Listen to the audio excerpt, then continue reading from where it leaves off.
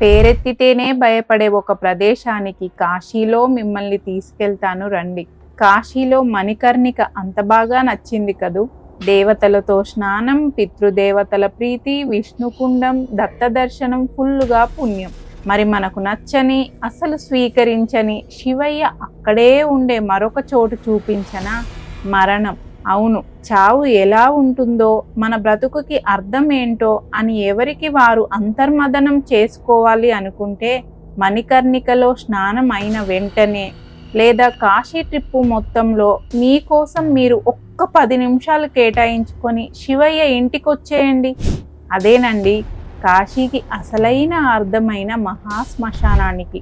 గుట్టలు గుట్టలుగా శవాలు, ఎప్పటికీ ఆరని చితిమంటలు, వికృత రూపాల్లో కాటికాపరులు, అక్కడే జపతపాలని చేసుకునే సాధువులు, శరీరంలో ఏ అవయవం తనకు ఈరోజు ఆహారంగా మారుతుందా అని వెతికే శునకాలు, మృతదేహంపై వేసిన దండలే ఆహారంగా బ్రతికే గోవులు, చితిమంటలనే చలిమంటలుగా బ్రతికేవారు కొందరైతే చితి నిప్పునే వంట పొయ్యిగా బ్రతికేవారు ఇంకొందరు. రండి కూర్చోండి కాసేపిక్కడ. ఇవి కాశీలో కనపడే సత్యాలు. జీవితమంతా నేను, నాది అనే రెండింటి మధ్య చిక్కుకొని జీవించే వారికి జీవిత పరమార్థాన్ని, ఈ శరీరం లేకపోయినా ఏది శాశ్వతమో తెలిపే అసలైన చోటు ఈ మహాశ్మశానం. రాజు లేదు, పేద లేదు, ధనిక లేదు, బీద లేదు, ఇక్కడ అంతా ఒక్కటే. నీకోసం నీ వాళ్ళు ఇక్కడకు వచ్చినా కనీసం నిన్ను వదిలి వెళ్ళేటప్పుడు వెనక్కు తిరిగి కూడా చూడరు. నువ్వు ఒంటరివయ్యావే అని కూడా అనుకోరు. కానీ రానాన్నా అంటూ నీకోసం చూసేది, నీకు తోడుగా ఉండేది, నీకు ధైర్యాన్ని ఇచ్చేది ఆ శివయ్య మాత్రమే. పైగా వచ్చే ప్రతి ఒక్కరికి కుడి చెవిలో తారక మంత్రాన్ని బోధిస్తూ ముక్తిని ప్రసాదిస్తున్నాడు కాశీ విశ్వనాథుడు. ఏం లీలలయ్యా శివయ్య, అద్భుతం కదూ. జై కాశీ, దివ్య కాశీ, భవ్య కాశీ. ఓం నమః శివాయ.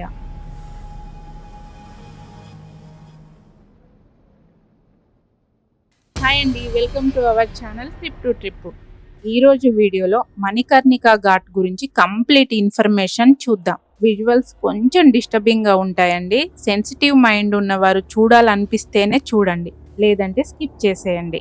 ఇక్కడ రోజు 100కు పైగా శవాలను దహనం చేస్తారు. కాశీని పూర్వం అతిపెద్ద శ్మశాన వాటిక అని పిలిచేవారు. సాక్షాత్తు శివుడే ఇక్కడ కొలువై ఉంటాడని నమ్ముతారు.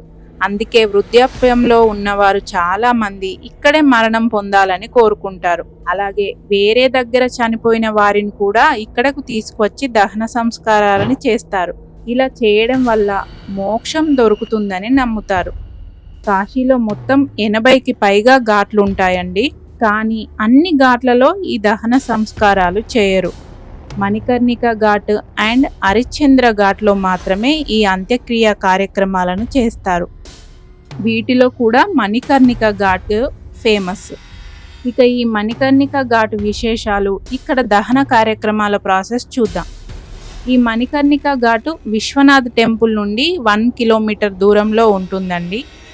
ఇక్కడ కట్టెలను కిలోల్లో కాదు, మానుల్లో అమ్ముతారు. ఒక మాను అంటే 40 కిలోలు అన్నమాట. ఒక బాడీని దహనం చేయడానికి 200 కిలోల కట్టెలు అవసరం పడతాయి. అలాగే ఒక బాడీ కంప్లీట్గా దహనం అవ్వడానికి 2 నుండి 3 గంటల సమయం పడుతుందంట. 3500 నుండి 4000 ఇస్తే వీళ్ళు 5 మానుల కర్రలు ఇస్తారు. వాళ్ళే అన్నీ సెట్ చేస్తారు.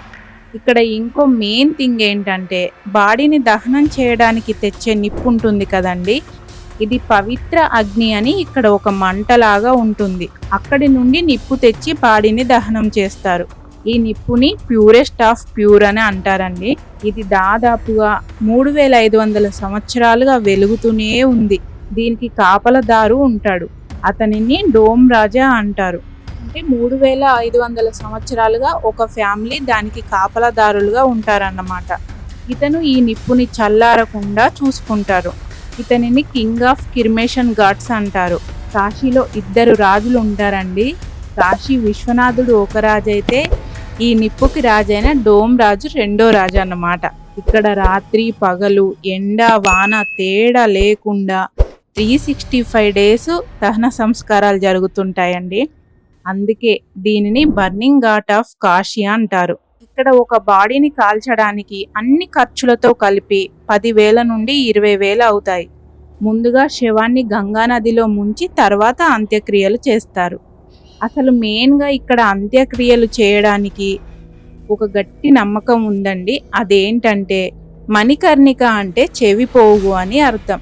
పూర్వం పార్వతీదేవి యొక్క చెవి పోగు ఇక్కడ పడిపోయిందంట. దానిని వెతికి పెట్టమని పార్వతీదేవి శివునికి చెప్పిందంట. అయితే శివుడు ఎంత వెతికినా మణికర్ణిక దొరకకపోవడంతో దాన్ని వెతుకుతూ వెతుకుతూ శివయ్య ఈ మణికర్ణిక ఘాట్లోనే ఉంటాడని నమ్ముతారు. ఇక్కడ శవాలను కాల్చిన తర్వాత వారి ఆత్మలతో సాక్షాత్తు శివుడు నీకు మణికర్ణిక కనిపించిందా అని అడుగుతాడంట. అలా సాక్షాత్తు శివుని దర్శనంతో వాళ్ళకి మోక్షం కలుగుతుంది. అందుకే కొన్ని వేలు కాదు లక్షల శవాలను ఇక్కడ కాలుస్తారు. ఇక్కడ తెచ్చిన శవాలను ఎవరి ఆచారం ప్రకారం వాళ్ళు కొన్ని కార్యక్రమాలు చేసిన తర్వాత అంత్యక్రియలు చేస్తారు. కొందరు ఏవేవో పూజలు చేస్తారు, కొందరు భజనలు చేస్తారు, కొందరు ఇలా మనం పేర్చిన చితివి చుట్టూ ముగ్గులు కూడా వేస్తున్నారు, చూశారు కదా. అలా ఒక్కొక్కరి పద్ధతుల్ని ఒక్కొక్కరు పాటిస్తారన్నమాట. ఇక్కడ మనం 10 నిమిషాలు గడిపితే చాలు, అయ్యో జీవితం అంతా ఇంతేనా, దీనికోసమేనా మనం కుళ్ళు కుతంత్రాలతో మోసాలతో బ్రతికేది అనిపిస్తుంది. అలాగే ఇక్కడ శవాలు కాలుతున్నప్పుడు సగం కాలిన వాటిని వాళ్ళు మనం ఇంట్లో కర్రల్ని అయితే ఎలాగ పొయ్యిలోకి జరుపుతామో అలా జరుపుతూ ఉంటారు. వాటన్నింటినీ చూసినప్పుడు మనిషి జీవితం ఇంతేనా అన్న భావన మాత్రం మనకు తప్పకుండా కలుగుతుంది. హిందూ ధర్మం ప్రకారం శ్మశానాల్లోకి లేడీస్కి ఎంట్రీ లేదు కాబట్టి ఇక్కడికి కూడా లేడీస్ రారండి. ఫారినర్స్ మాత్రం చూడడానికి వస్తారు. వాళ్ళు ఫారినర్స్ కాబట్టి వాళ్ళని అంత పెద్దగా ఎవరు పట్టించుకోరు. కానీ మన వాళ్ళు మాత్రం అసలు కనిపించరు ఎక్కువగా. జనరల్గా అయితే చితికి నిప్పు పెట్టిన తర్వాత అక్కడ ఎవరు ఉండకుండా అందరూ అక్కడ నుండి వెళ్ళిపోతారు. కానీ ఇక్కడ కాసేపు ఉన్నామంటే మన చుట్టూ కూడా శవాలు కాలుతూనే ఉంటాయి. నిజంగా ఇక్కడ పనిచేసే వారైతే చాలా గ్రేట్ అండి. వాళ్ళకి అలవాటు అయిపోతుంది. అందుకే ఏ పని చేసే వారికి ఆ పని అలవాటు అయిపోతుంది అంటారు కదా, వీళ్ళైతే అలాగే అలవాటు పడిపోతారు. ఎన్ని శవాలు వస్తుంటాయో ఓపిగ్గా వాటన్నింటినీ పూర్తిగా కాలంత వరకు కూడా లోపలికి జరుపుతూనే ఉంటారు.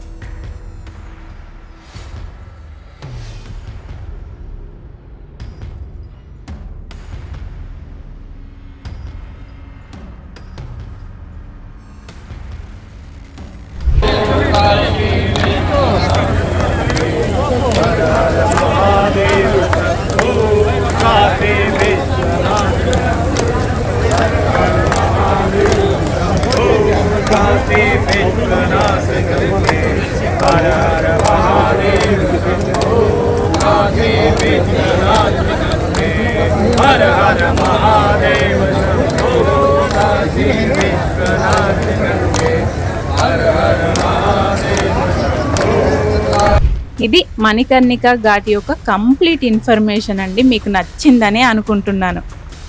అలాగే నా వాయిస్ ఎలా ఉందో కూడా తప్పకుండా కామెంట్ చేయండి. వీడియో నచ్చితే ఒక లైక్ చేయండి. వీడియో పైన మీ ఒపీనియన్ని కూడా తప్పకుండా కామెంట్ చేయండి. మళ్ళీ నెక్స్ట్ వీడియోలో కలుద్దాం. Thank you for watching. Bye.